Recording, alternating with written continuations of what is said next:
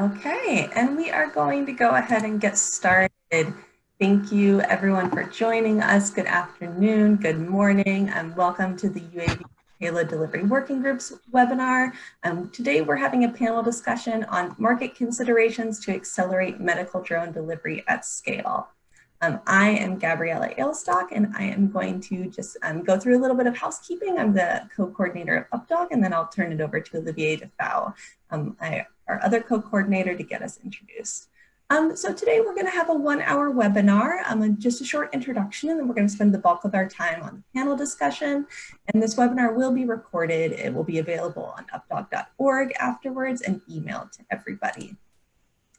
And during our discussion, if you would like to ask a question to the panel, please use the Q&A feature at the bottom of the screen. We will repeat your questions to the panel at the end, and you will be muted throughout the webinar.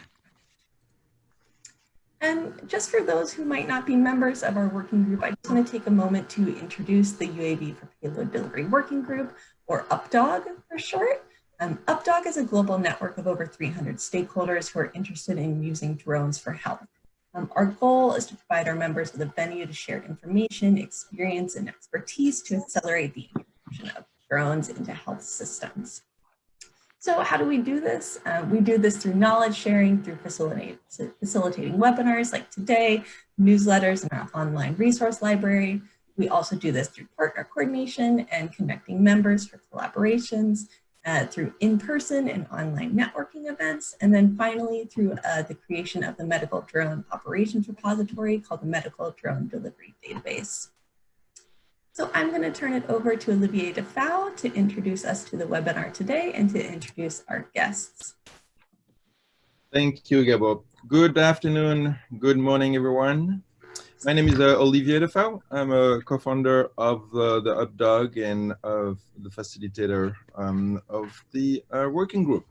So today I am very pleased because without a doubt, we see that drones have the potential to contribute to resilient health supply chain, particularly when it comes down to things like lab sample transport and vaccine delivery. So the UpDog UAV for Payload Delivery Working Group steering committee has been doing a lot of thinking lately and about how can we better leverage our community to move past this test flight valley of death. Back in August, we launched the webinar series, Moving Past Test Flight, Accelerating a Drone-Enabled COVID-19 Response. On August 20, we opened our series with a community discussion. We wanted to hear firsthand what is enabling or limiting operations during the new normal, during the COVID-19 pandemic. And today, we are going to address the big lingering question, who is going to financially support scalable and sustainable drone delivery operation? Several studies, mainly modeling studies, have shown that return on investment will kick in only when operations are sustained and at scale. Yet long-term investment in medical drone delivery are sparse. So today the goal is to start addressing why so few long-term investments have taken place while medical drone delivery has so much potential. And the expected outcome of this event is to leave with a better understanding of what various financial institutions need to expand their investment in drone delivery and how can we work together to move past this valley of death we are in. So today it's my honor, my pleasure and honor to have our dear David Sarli as a moderator, who we have very lucky to have such a talented person. I don't think anybody needs an introduction, but I will ask David, please give a one word of introduction of who you are, and then I'll have the pleasure to introduce the 5 other panelists. So, thank you. I don't think I've ever had such a nice introduction, Olivier. Thank you very much. David Sarli from the Bill and Melinda Gates Foundation. I've been working on our drone investments, and so the manager of several of the drone investments that we've been making.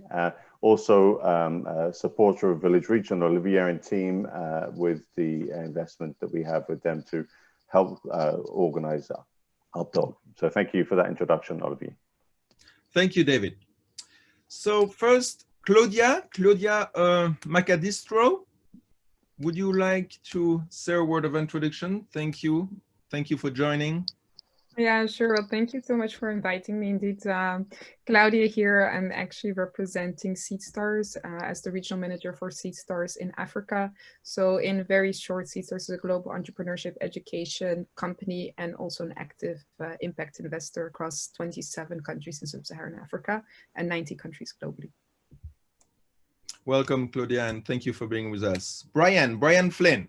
Hi, thanks very much for having me. I'm Brian Flynn from Diamond Stream Partners. We're investors and we're focused on mobility transformation. The closest investment we have in this space is a company called Elroy Air, which is a cargo drone company. Thank you, Brian. Thank you, Brian. Eric Sanchez from Bolloré.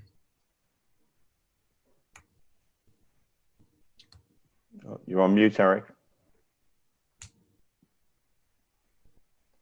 Can you hear me? Yeah, yes, perfect. we can. Sorry, guys. Hello, everyone. I'm Eric Sanchez, heading the global development of Bolloré Logistics. Bolloré Logistics is part of the top 10 supply chain providers, solution providers globally. And I guess what differentiates us is the unique presence that we have in developing countries and specifically in Africa. I think that's one of the reasons I was invited in this panel.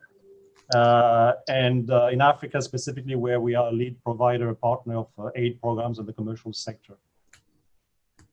Thank you. Welcome, Eric. Todes, I will not try to pronounce your last name. But... I will. Good morning, good afternoon, good evening, everyone.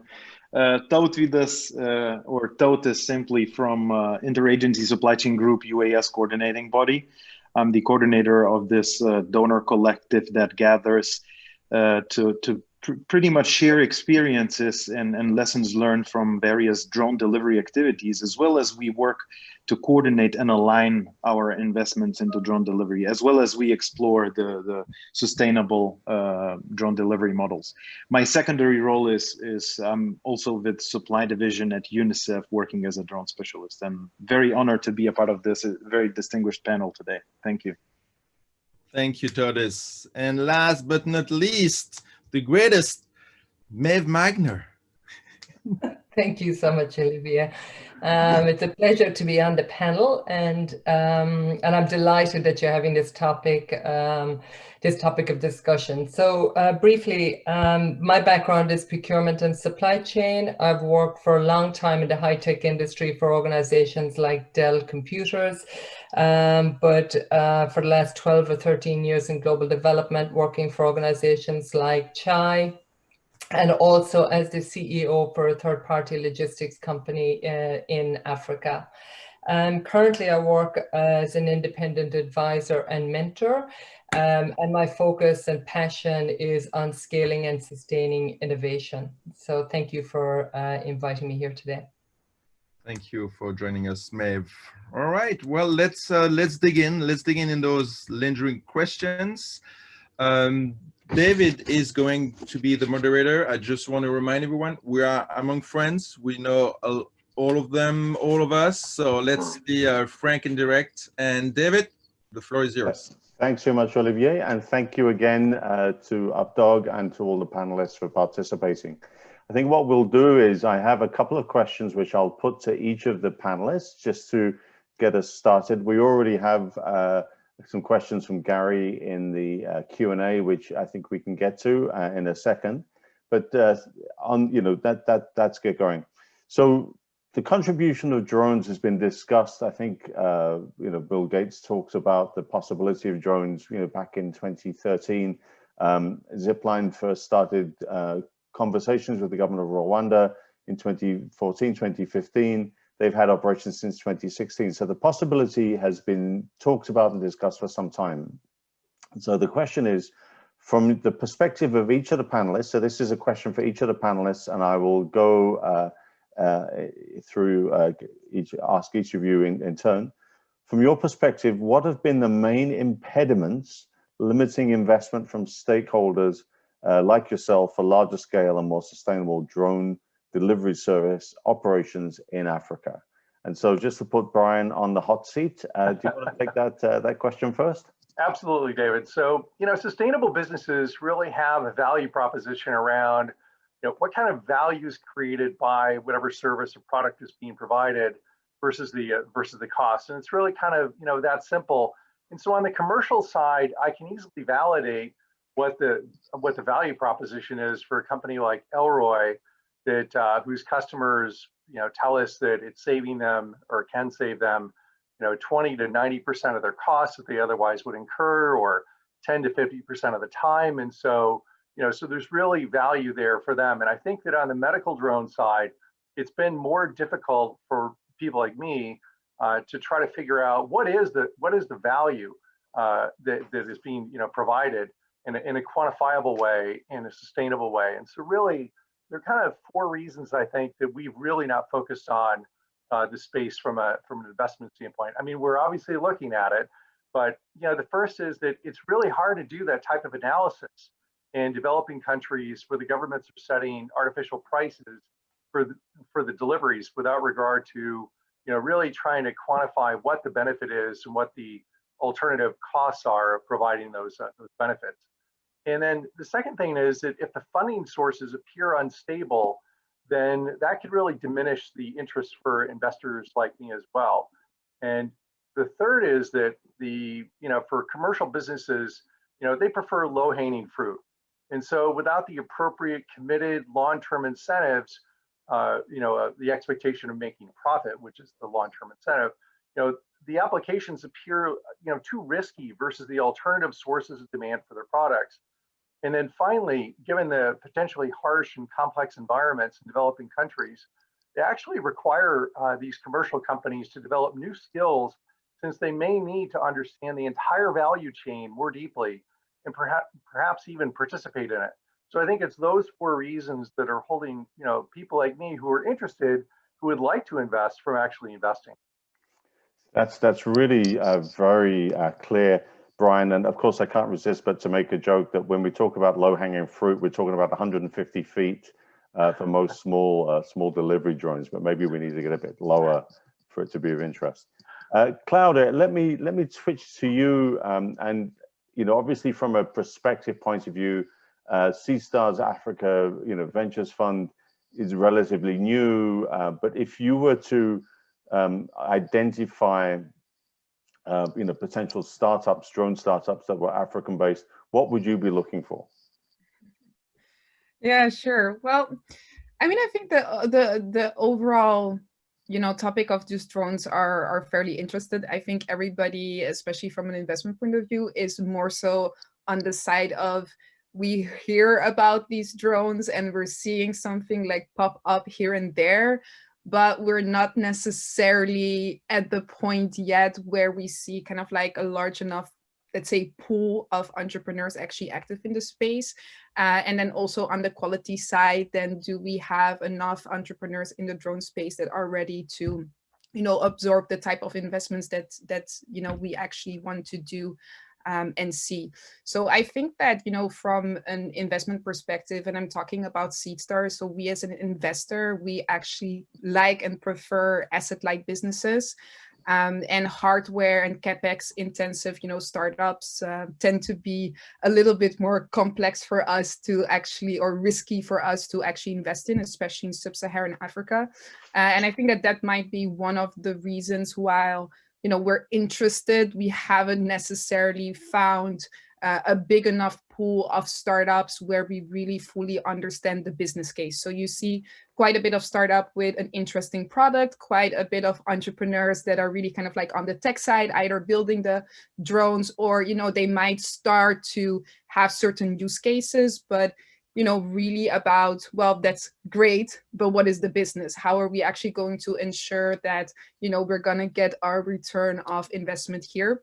And I think in our experience in analyzing, a couple of these drone companies that came our way, it wasn't, I would say, for the most part, clear as to how, from a commercial point of view, this would actually make sense for a startup like ourselves, for a company like ourselves. Yeah. Of course, I do think that there's all types of different investors. So we are a bit more sector agnostic. We do a bit more early stage, so to say. And I do believe that there is room for investors to, look at this space a bit more, or for investors like ourselves to become a bit more educated in the space, but it's just hard to really pinpoint and to fully understand the commercial business value and who their clients actually are. And also if they're able to come up with multiple income streams. So I think Zipline, they're obviously kind of quite big. And in their business model, you see kind of the government clients, but also the commercial clients. And I think that a lot of, other startups on the continent haven't really figured out that part yet. Okay, thank you so much, Claudia. So I'll turn to Eric next with the same question, but obviously from the point of view of Bolloré, which, as you mentioned, is one of the largest logistics companies operating in Africa. From your perspective, Eric, why is there not more investment in drones as a mode of transport and being integrated into your transport assets? Yeah, on mute again, yep. I think. Sorry, no, I'm fine. Okay. Now, well, to Claudia and Brian's point, I think the question is, do we have a business case for drones? And I think that's the overarching question here. And we use airplanes, trucks, barges, trains, bicycles, in Africa specifically, or developing countries.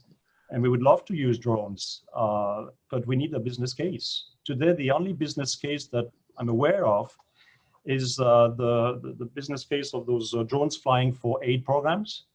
And pretty much all funded, I should say, by donors.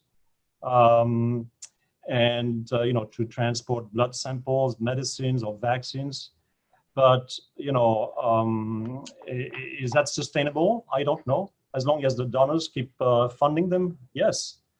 And I can understand why they're trying to expand to the commercial sector, probably to mitigate risk, to lower the cost. But can I foresee other uses than this? Yes, I can, certainly, for critical parts, for humanitarian crisis, or for congested cities when you need to deliver products ordered on the internet, maybe. But today I am unable to tell you, what the tariffs are, what the conditions are, because we haven't had any proposals that way. And if I need to use an airplane today in Africa or any other mean of transport, I know exactly what I can rely on in terms of offer. For the drone, I haven't seen this. So, at Bolloré, we're pretty pragmatic. We don't mind using what it takes to deliver goods wherever. And I can, again, see a use for those, but even if it's limited, right now there's no real offer available. The only thing we've seen, again, is aid programs and a lot of test flights, which usually run for 1, 2, 3 months, and then they disappear. Great. So anyway, I don't know if it answers your questions, but No, I mean, it's certainly a good perspective, and I think it's an important one to say that, as someone who considers all modes of transport where you have mature modes that are well, defined in terms of the services they're providing and the cost, when you have a new mode that's emerging, but you don't have that cost data. So I think that's a really important point. So let's maybe switch a little bit to donors. Tautis, obviously you are the kind of manager of the ISG UAV working group. But what is your response to Eric's point of view that where donors are funding something, it seems sustainable, but it's not sustainable without donors. And so, donors are both key in providing that funding, but also they're distorting the market a little bit. Any reactions on that? Thank you, David, and thank you everyone for very, very valid points. And I really enjoyed this discussion. I think coming back to Eric's point, I agree that there is a lack of visibility for the costing, and that has been bugging our minds as well as donors. But at the same time, I think we as a community of donors took that type of leadership in trying this technology out. And I think we are no more questioning whether drones can. We know they can. There has been a lot of, probably close to 30 different drone test pilot projects in development context, and we've seen that the technical capabilities are vast. At the moment, we also acknowledge that there are limitations, and limitations are, as Claudia, as Brian, and as Eric have already mentioned, the lack of visibility of the business case. And I think we sometimes, and especially in this fast-paced environment, we probably assigned too many expectations for the drone technology. We wanted it to be the new mobile technology that gets, gets used by everyone, but it's too much different from our mobile technology. It is not as mainstream in terms of usability as mobile technology, and we need to take this into consideration. And going back to the point about the use case, I think what, as a community of donors, as a collective of donors, we see is that we really need to get back to the drawing board and think about the supply chain bottleneck and root causes where the drones can bring the transformational value. And given this, we have the potential to unlock the mainstream funding mechanisms that could help fund drone activity in the contexts and countries where it makes sense. Maybe in some countries we won't see national drone delivery networks, but at the same time we will see that drone delivery network is getting established in a place that has access constraints, where it's difficult to reach, and the donors as well as governments are willing to pay for it. So yeah, I think these are the points that have been raised by Claudia and Brian and Eric, very valid, and I think we are on the same side. I mean, we want also to understand the business case, because in the end of the day, it's going to be governments, commercial clients, as well as donors paying for the service. Mm-hmm. So thank you, Tarsis. Last but certainly not least, Maeve, given your experience, this sounds like, and I'm going off script a little bit here, but this sounds like a classic market failure situation where you have, insufficient incentives or insufficient ROI for the private sector, like Brian and Eric, or Claudia, from a venture fund point of view to invest. Lack of visibility in terms of cost data. I'm sure you've seen this in other parts of the kind of supply chain innovation side. So any thoughts on perhaps what's, given what we've heard from our panelists, what could either donors be doing, or what should manufacturers or UAS operators be doing to try and address this? Yeah, I want to raise a couple of points here that I think are important. I think when we talk about drones, first of all, we have to realize they're assets, and they're expensive, right? So unlike some other innovations, if you want to invest in them, it's not significant. If it's a software development or whatever else, it's not significant. But you can, with drones, especially because everybody is working on the next generation or the next 3 to 4 generations, that takes a lot of money. And investors traditionally don't like to invest in assets. And so the business model, whether it's an asset business model or whether it's a service business model, is something I think that we also haven't figured out, although it does seem like that there is a bigger push towards providing services. So I think that's the first thing. I think the second thing for me is, I agree with you, David, there's market failures here. It feels like we're putting a lot of time and effort in on the supply side of it. So let's find these startup companies, let's look at the proof of concepts. But I do feel the proof of concepts that we have been focusing on have been very narrow, very health focused, and even sometimes just on blood, just on vaccines. Whereas if I'm an investor and I'm investing in drones, I'm actually quite interested to understand the full market potential for that. And that usually cuts across sectors or even cuts across different disease programs within the health, but can also include agriculture, can also include emergency responses, can also include surveillance for power lines and so on and so forth. And some of these technologies that have come through, these drones that have come through, actually do have those capacities, but the proof of concept and the donor funding or even the accelerator funding that they get doesn't necessarily allow them, doesn't give them the ability to actually be able to go out and do the proof of concept across the different sectors.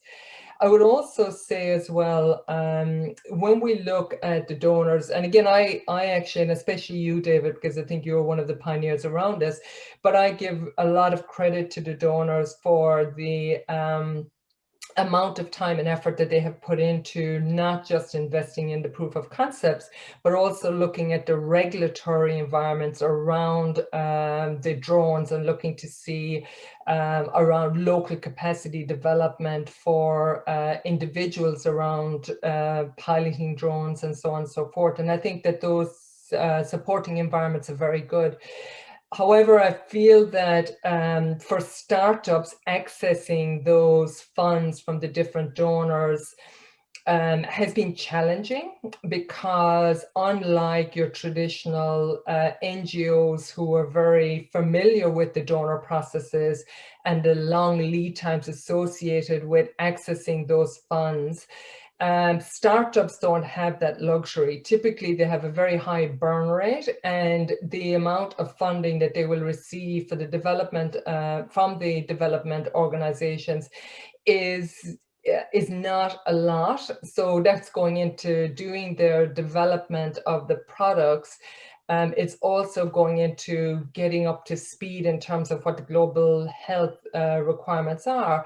But they also spend an awful lot of time fundraising, and they usually have very small teams. So they're actually fundraising versus actually doing the work that they need to do. So I think the narrow focus and the smaller the smaller amount of money that's available to them is quite challenging and doesn't necessarily allow them to scale as quickly as they could. So I think if there's ways for the donors to actually look a little bit in terms of how they're supporting these organizations with their funding, with the amounts of funding that they're getting, I think that that would be helpful. I think also bridging this gap between the donors and the VCs or the logistics companies is this market potential, right? I hear about the business case, but I actually think a bigger piece of this is looking at the overall market potential. And I don't think there has been a lot of work done on that. And business models for startup changes, right? So, you know, the business cases, you know, you can have a business case today, but that's not necessarily going to be the same in 6 or 12 months, especially if you've got an organization that is really responding to what the opportunities are out there. So I actually think that if there's an opportunity to highlight what the market potentials are, I think that that's that would be very good. And I would push back on Bolloré. I ran a 3PL myself, and I would push back and say that actually the logistics companies themselves need to be going out and looking at the demand. The demand is there for the logistics services. And so partnering with the donors and partnering even with some of those VCs, I think that there are opportunities out there. But let me stop there. I think that's some initial. Thanks, Maeva. I know Claudia wanted to come in with a comment, and I'm sure Eric will afterwards. So Claudia first. Oh, sure. I think Maeve, thank you so much. I think very great insights. And, you know, I think it's and it's not just specific to drones, but I think like across different industries, right? We're sector agnostic, but what we do see a lot, especially in Africa, is that, you know, a lot of times when investment comes in, it's meant to kind of like accelerate what has already been done. And in the overall investment landscape, there's this gap, right? So you have quite a bit of funding available in the earliest of stages, either donor funding, either like very early stage, let's say funders, angel investors, but still not enough. But actually, when you look at kind of like your more formal, you know, venture capitalists, so to say, or private equity, they usually come in only at Series A, right? So at this point, you know, this company is already doing, you know, hundreds of thousands of, you know, revenue. And the ticket sizes are actually considerable, like much bigger, right? So we're talking a couple of million.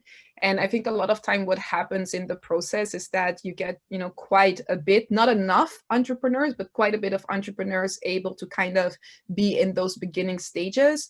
But like within that curve, what we call kind of like that valley of death, like this is where they don't tend to make it. So they actually never reach the investors that are able to come in with like millions of dollars to fund their business, because there is a gap that just exists currently in the space. So it's also about like, how do we then, you know, kind of like close that gap? So it's not just funding for proof of concept, but then that space of who's actually funding kind of like their growth, and then, you know, to make it, you know, more interesting and attractive for actual, let's for more venture capitalists, private equity, whatever it might be, to come in and put in those big bucks. So again, not necessarily specific just to drones, happens across industry, but especially when you're dealing with a solution that takes just a little bit longer to kind of like prove the market, prove the concept, get the customers, like this is where it can become a bit of an issue. Thanks, Claudia. I want to go to Eric, but before I do, Eric, just to say that we've got, I can see the Q&A is blowing up with questions, so I hope to get to those quickly. But Eric, any thoughts, reactions? Maeve normally reserves her criticisms for the donors, so I'm very happy she's firing them at you today. No, I heard what Maeve said. I think we have an interest in drones, as I said before, when there's a case for drones. And trust me, with our footprint in Africa, we are looking at all options. The only thing is, you know, today we found a case for drones, very much so for road surveys, for example. We work on the commercial side for the mining industry, specifically, or the power industry. And these guys always operate in the most remote places of the continent, for example. And we've acquired a number of drones just for surveying the roads and the remote sites. And that makes a lot of sense. You know, we can tell what savings we've made in using drones versus human beings in a truck or in a four-wheel drive trying to survey themselves the road. So that's a no-brainer. But when it comes to find customers that would be willing to use a sustainable drone solution, we haven't found it yet. We haven't found the market for it, you know. And as I said earlier, we can, you know, we're not closed. We're very much open to this idea, but it could be for humanitarian crisis. It could be for critical parts. It could be, but you know, what we've seen so far doesn't make a business case. So,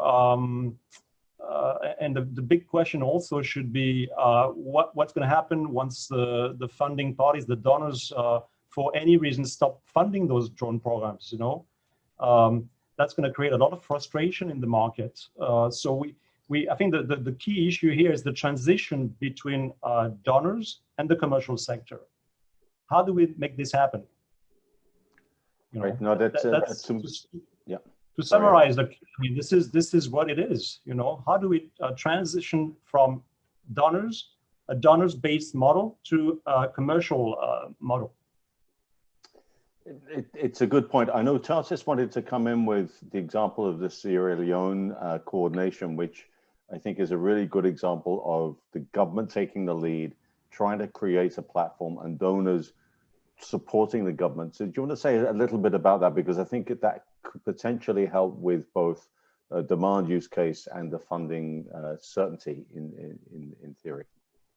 Absolutely, yes. And this is a very valid point about sustainability. I think it's very relevant for any field of work that donors or governments are doing. Drones is not an exception. We need to talk about sustainability in many other different areas as well.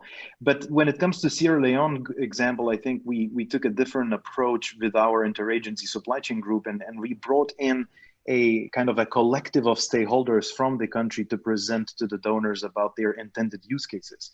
And the important and interesting thing is that the government, which is the drone programs are led by Directorate for Science, Technology and Innovations, they thought about the layering of different use cases that Maeve has mentioned before. So they want to actually cross-subsidize some of the drone delivery activity with the potential commercial applications for monitoring, mapping, emergency response, and other applications. And I think that this is a very interesting model that probably hasn't been tried before, where the same type of drone would be doing multiple different applications.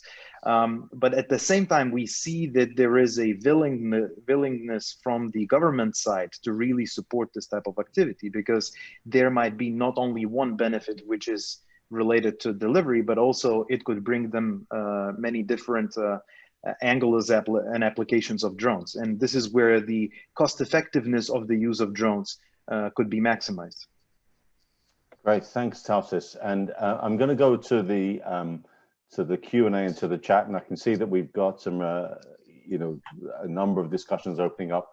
I also want to note that there seems to be some marketing or product placement in the chat. So I'm going to continue with the product placement. I put up my West Ham mug. That's the only product placement I have there.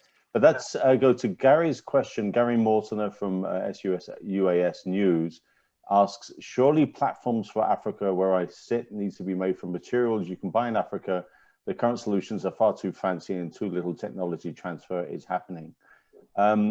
So I think it's a good point. And obviously the challenge is a lot of these components may be coming from China or coming from countries with large manufacturing base. But I wonder, Brian, as you think about your platform and your products, you know, again, cost has to come into play, but there's that advantage of having access. I mean, what's your thoughts on Gary's question? I'm not sure if you can see it. It's in the Q&A answered section. Yeah, I had one comment first on Maeve. I think you made some fantastic points. The only area where I might push back a little is that there are investors out there who are willing to fund hardware startups and have funded hardware startups in the eVTOL space, the electronic vertical takeoff and landing space, otherwise sometimes known as flying taxis. I think there are 260 companies out there that have been funded to create those vehicles. And at least one of them, Joby, has received $720 million of investment behind it. So, you know, there are companies out there, you know, in the drone space, small drone space, there are, I don't know, hundreds of companies that have created small drones. And so I think it's a little less about having some of the funding to get things started, you know, to get things going. But it's really looking for the applications where they can sell and have a sustainable business model that's really based on that. And to the question that you were just asking, David, yeah, I mean, you know, you've got to think about it from from an investor standpoint of service and parts. And in some businesses, like in the auto business, truck business, like the companies make more money off the parts than they do off the original sale of the vehicles. And so typically that's a place where the manufacturers want to generate lots of coin. And so, you know, having the parts made in Africa and taking away that part of the value chain could really disrupt in a negative way the incentive for some of the companies to be interested in providing products to the market. But you know, that said, the one insight that I had in hearing all the great panelists' comments is that, you know, maybe you want to think about it and bifurcating the difference between the drones themselves and those who are providing the services with the drones, because, you know, there are innumerable companies out there making drones right now. And so, you know, finding a drone isn't particularly a challenge. I think the challenge is in finding a way to use that hardware to provide a service at a price point that makes economic sense and is sustainable, either for the donors or the governments or whoever is funding it, to continue to want to pay for it. And if that exists, then I think that that you're better off looking at the manufacturers who have other applications, you know, elsewhere, who are making, you know, robust vehicles and not trying to create, you know, not trying to force those companies to do it all. to make the vehicles, to source parts in Africa, to create a integration and a value chain to go raise money from donors and all that. It's like, oh my God, are you kidding me? Like the complexity around that is just mind-numbing compared to trying to serve a commercial market in a developed country. And so I think you sort of need to break it down between what risks you're going to take and what risks you're going to basically give to others to take to de-risk it. Thanks, Brian. And just to say, the Q&A is completely blowing up with questions. There's some really great questions on there. And with 20 minutes to go, I think we can get to some of these. So Chris Larson, who is an old colleague and collaborator, relative to the business case, understand the challenges on the demand customer revenue side, but what detail do we have on the cost to operate side? Is there good information on the cost to deliver via UAV or on a per delivery basis, etc.? So Tautis, yeah, do you want to take that one? Yeah, so very briefly, I think we have a very rough understanding of we know the elements that make up the drone delivery, right? Personal cost, equipment cost. Some drone delivery require quite intensive capital investment for the base station. Some of them do not require such a high base. One thing we really know for sure is there is a really high variability in terms of cost.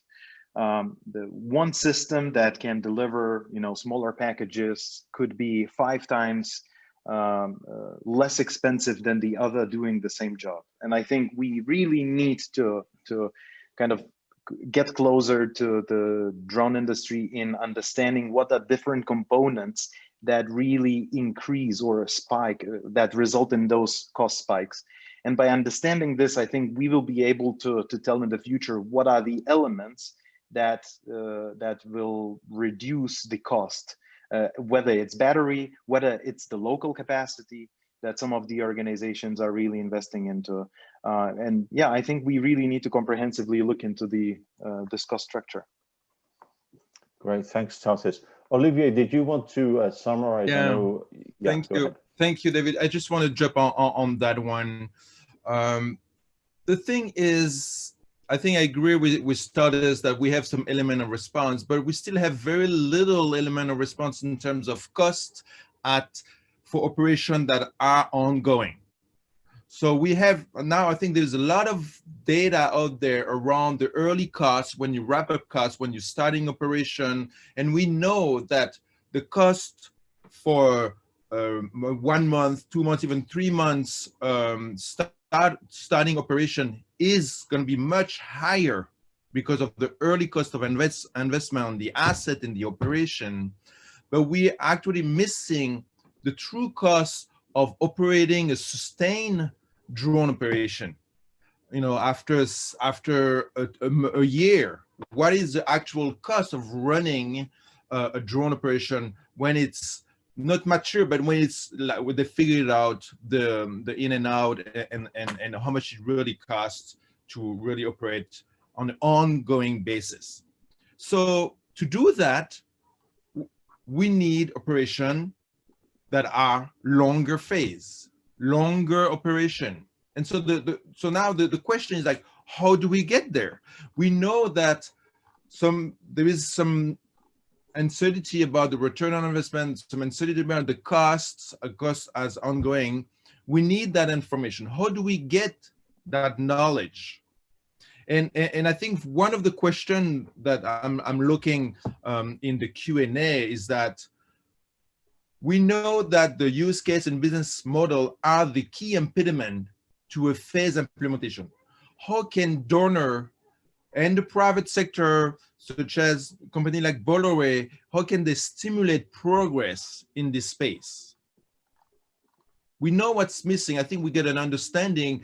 We're not sure about the return on investment, the costs, but how do we get those elements? How do we help incentivize the donors, the VCs, the private sector to invest in order to generate that next piece of information that will help unlock, hopefully, further funding, longer investment.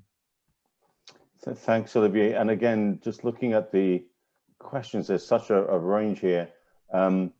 So one suggestion maybe for you, Olivier, for you and Gabo, is that we try and we take a list of all of these questions, maybe share them with the panelists after the event, because we're not going to get to all of them, and see if we can get some answers and responses. But let's pick up, let's see, Catalina from the World Bank refers to the African Drone Forum as a platform for building out that ecosystem. So that's a good comment in there, Catalina. Let's go, there's an anonymous attendee here. Do you have questions, any suggestions for drone manufacturing startups or hardware production? So we've heard, you know, from some of the panelists that typically VC and investors don't invest in hardware. But Brian, did you say that there are examples, and you know, what lessons can we learn from them? Obviously, the drone taxi investment space is one which has huge potential and may have attracted investment. But how could, you know, again, is it that value? Is that the issue, that we're looking at value that's going to provide that return on investment or provide that incentive to invest? Yeah, the drone companies that we've looked at have very specific applications. And I forget which panelist made the point that you can apply some of these drone technologies to multiple applications. So they're not just focused on one type of one type of problem that they're trying to solve. And so there are a lot of companies out there that have all kinds of applications that are cost justified. So I think someone mentioned power line inspection, right? I mean, many of the people on this webinar are likely familiar with the fires in California, which were started, or some of them at least, were started by power lines. And and these power lines can be inspected by drones and save 90% of the cost and 90% of the time, versus having humans go out and having to look at all the power lines. And so it's an amazing productivity tool that has a tremendous payback associated with it. And so those applications are finding real demand right now. I mean, the drone industry is a real industry. It's not just people building one-off drone in their garage and trying to sell it to somebody. And so again, sort of the insight that I had in listening to the panelists is that you may want to focus less on trying to find a new drone company out there, and just look at the ones that actually have proven applications in more rigorous environments, and see to what extent you could help them eliminate the need to solve for all the other problems that you're raising. And that's where I would that's the insight I have, at least. Okay, great. And there's been some great discussion on that topic.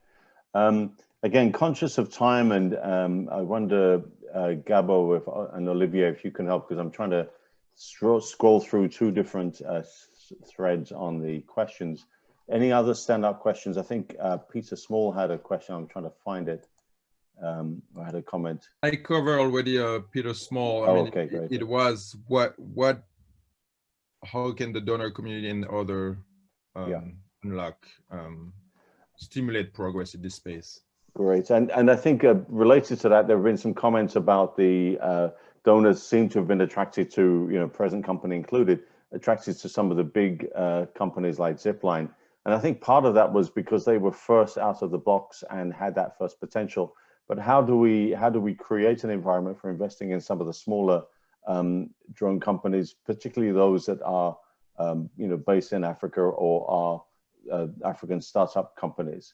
And again, I think Claudia mentioned some of the challenges that the VC market. Is there a need to consider some kind of hybrid financing where maybe donors and VCs kind of collaborate on this?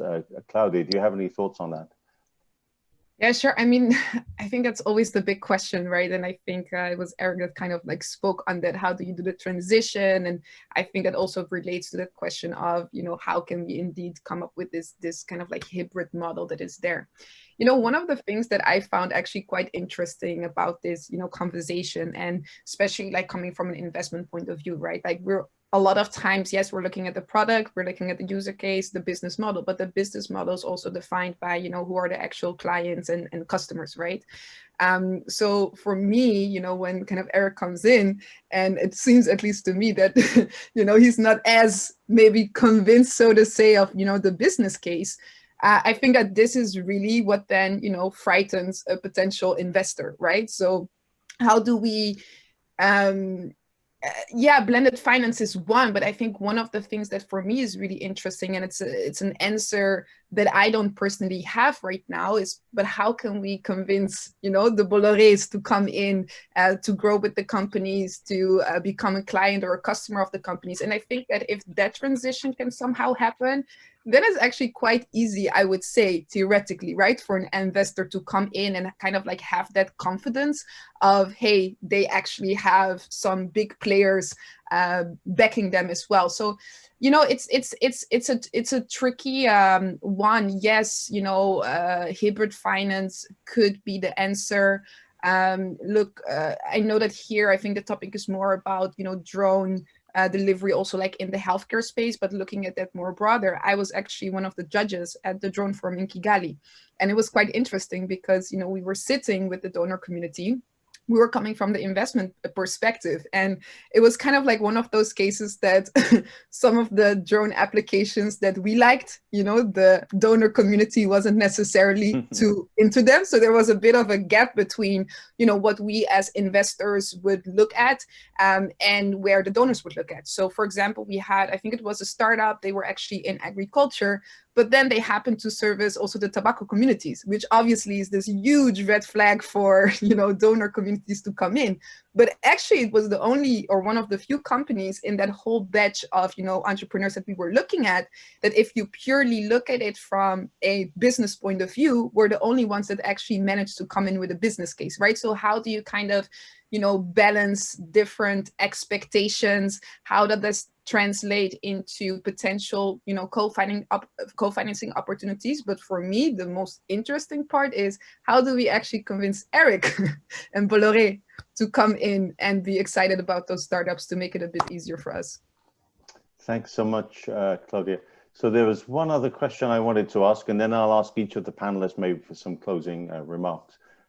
So Alexandra White writes, given the lack of visibility and clear business model about drone development, can anybody in the panel lay out the milestones necessary to transition from the donor support to a commercial sector investors to make this sector sustainable and accessible to business and eventually consumers? So Brian, because you did such a nice job with your initial comments, any thoughts on that question? Wow, that was a really challenging question. So I think that, it's early in the morning. I would love to have a clear, concise, coherent answer on that. But the milestones, I think, are a wee bit challenging. I think that the key, or one of the keys at least, is for those who are participating in this industry to try to figure out, again, on the cost side, what are the costs? How are the costs going to change over time? What are the drivers of those costs changing over time? And then importantly, somebody's going to have to make the hard decision to figure out what the benefits are, and benefits in a quantifiable way. And so that's one thing that I don't think is really been done. And then in terms of the milestones for development, I mean, there are enough products out there, I think, already, maybe I'm wrong, with regard to hardware that could potentially serve the industry.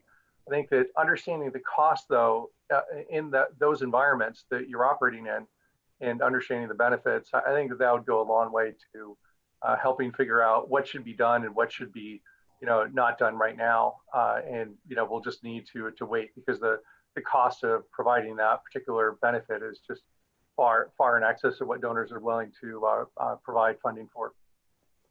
Thanks, Brian, for taking a stab at that. So given the time, should we go with final comments? And I'll go in reverse order to how we started. So Maeve, do you want to give us a kind of a parting thoughts or comments?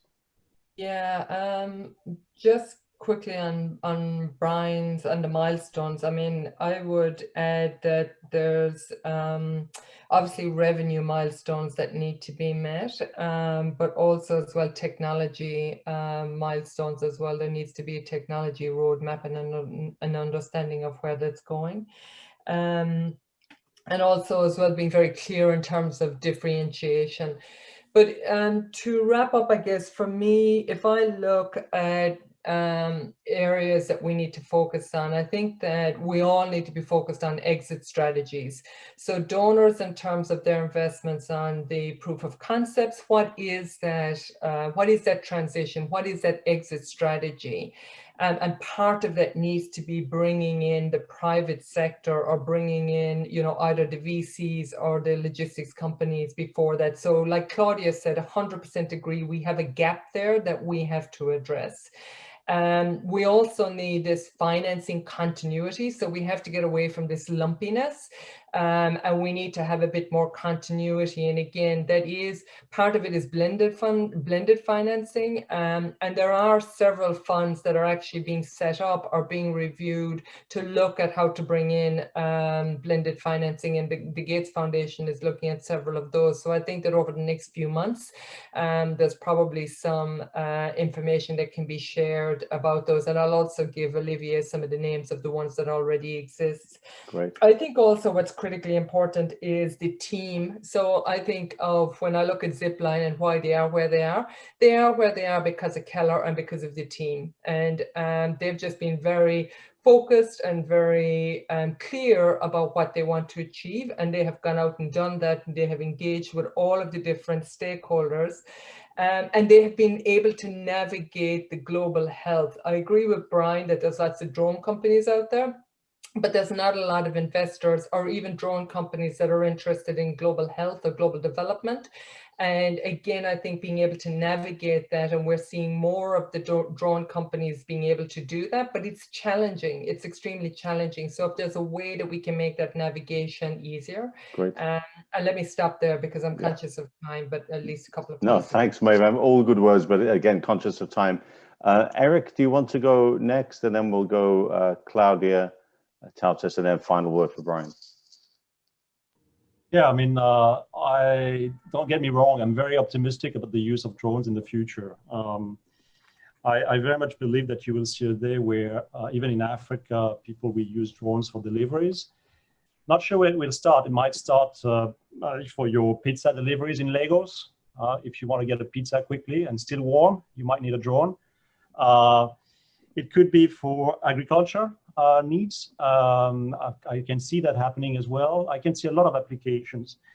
And we are very open to use drones, but as I said, we need to have a decent offer, solid offer, and you know, it's a kind of offer that we would like to share with our customers. You know, I'll give you an example. We have a lot of customers in, I think it was mentioned by Brian as an application.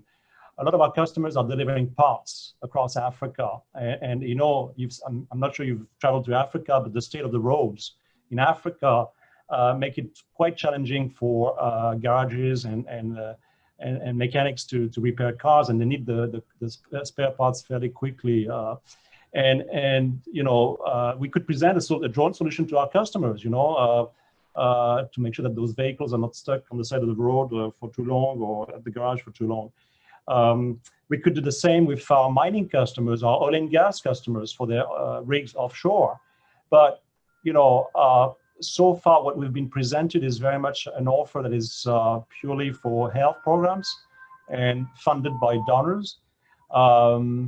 So I haven't seen any venture capitalist or any entrepreneur coming to me and saying, you know, guys, I have a proposal. We would like to offer drones for what I just mentioned. And then we could we could propose that to our customers. You know, I don't see any problem, but I mean, as much as we propose all the solutions, and then we'll see if they buy it. You know, it's always a compromise between cost and service. Thanks, Eric. I'm really conscious of time. Claudia, a final thought? Yeah, sure. Look, I think as investors and actually most investors, we're not necessarily the expert on, the problem or the expert on all the technical capabilities that come with, operating drones and those type of things. But I think it's just really important for us that we're able to see, large addressable markets. So I think whenever as an entrepreneur, you are talking with an investor to, yes, focus on the solution, but mostly also focus on how the solution makes business sense. But I would say on the other side, I would also say that as investors, we're constantly learning, right? Like the technology space is constantly evolving, constantly changing. So I think also we need to do sometimes a bit more work in really trying to understand what opportunities is next. So I think the big question remains is that how we're going to make that happen, right? And who's actually really going to create platforms where it's not just drone passionists or donor community discussing, but where we can really get more investors in. Even if they don't invest today, at least to understand what are the current and potential future opportunities that at least we should be looking out for. If it's not today that we're putting our money in, then maybe tomorrow. Great. And I can see people are having to drop off. So Brian, quick final words, and then Tautis, and then I think we'll have to wrap up. Thank you. Sure. Investors often focus initially on the total addressable market. That's how much revenue can be generated by whatever application the product serves. And so figuring out how to quantify that should be a primary goal. Thank you, Brian. Nicely said. Tautis, over to you. Yeah, my only thought is I think we need to move from this kind of solution-driven testing to more demands and needs-driven. And I really want to see government basically in the driver's seat, or governments in the driver's seat, to really help us understand what are their needs so that we can bring these solutions to the countries, primarily for the health supply chain, but then going beyond to other applications. And regulations and capacity building, which we didn't discuss much, but I think these will be the really core things or enablers that will open up the market opportunities. Thank you, Tautis. And I think on that, it just remains for me to thank all of the panelists, to thank Village Reach and Updog, Olivier Gabo for putting on this event, and to thank all of the participants. As I said, lots of questions there that we didn't get to, and then Gabo, Olivier, and I will work to try and make sure that we get those packages in a way that the panelists can perhaps look at, process, hopefully answer, and we'll post that on Updog. So thank you, everybody. Thank you for participating, and goodbye. Thank you. Thank you. Thanks, everybody. everyone. Really appreciate it. Nicely done, guys. Thank you. Thanks, Thank you, David. Thanks.